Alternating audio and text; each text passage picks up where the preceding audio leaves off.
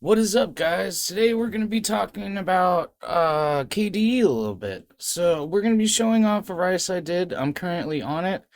Um, so it kind of stayed with the same sort of theming of I don't know if I've like said this in the video before, but like when I go to make these with like Dunst and the way that I have D menu looking and my app launcher and like other things going on, I'm kind of trying to go for like the like a body cam vibe. So like like when you see the body cam footage and it has like the weird timestamps. Let's see. Let's see if I can get a good explanation right here. Let's go into the settings. I mean into the images. But like I don't know, when you see like something like this right here, right?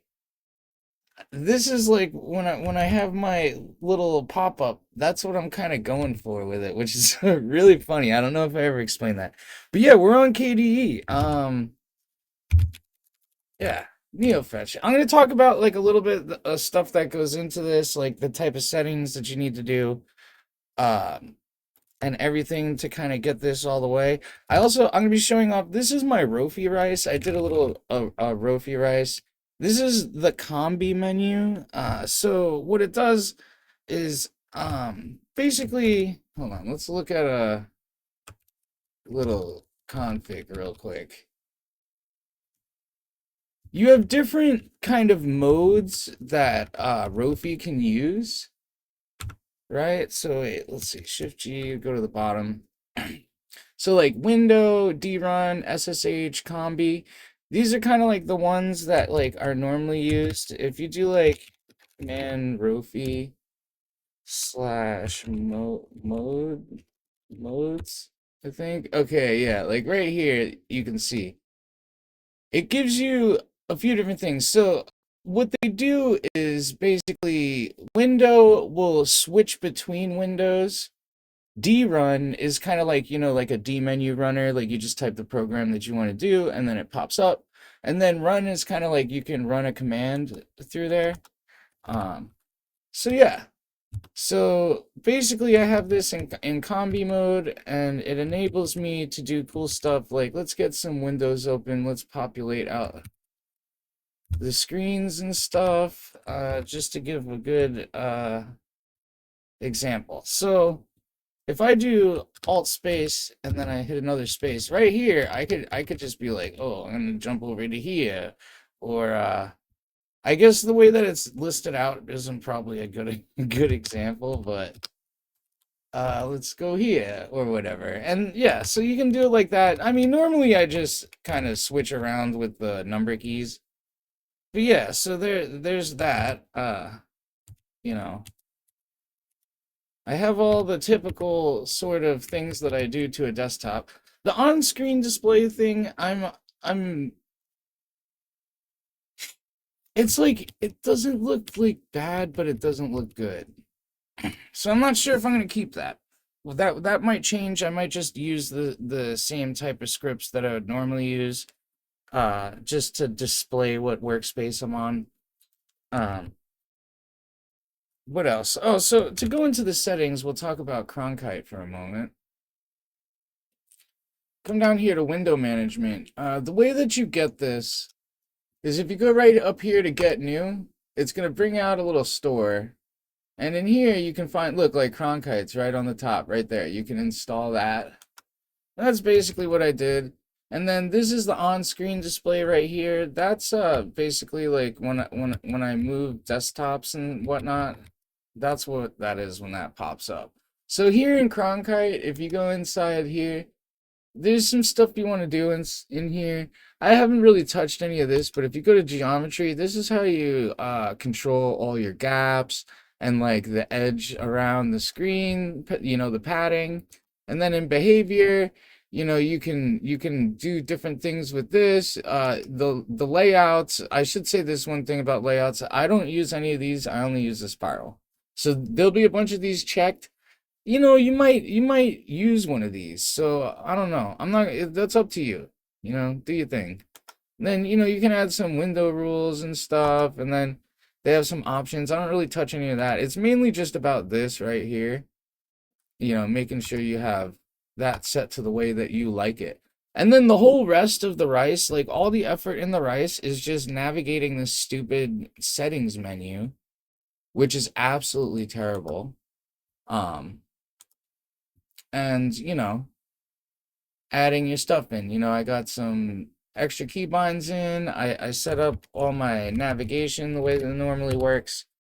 Yeah, one added bonus is, you know, you get the nice blur like kind of automatically. You can turn that off, but I actually I'm like kind of feeling it a little bit, you know what I mean? Just a little. Just a little. It's like it feels pretty good actually. Anything else more about. Oh yeah, so another thing I did just to get away from, you know, the stuff that I think they do to ruin it is I turned off like basically all like almost all of these animations. And actually I'm gonna keep that one. I'll actually go and take these off because this waiting for these to happen is just so annoying. We got rid of that, you know, like I added in all these virtual desktops, whatever. Actually, let's fix the cursor. Oh, wait, I only have these ones. They got sounds. What's this? Ocean, free desktop. Oh, that sounds way more based. We'll keep that. Uh, trying to think of what else. Oh, yeah, so theming. I just went and grabbed one of the themes off the store. I didn't, oh,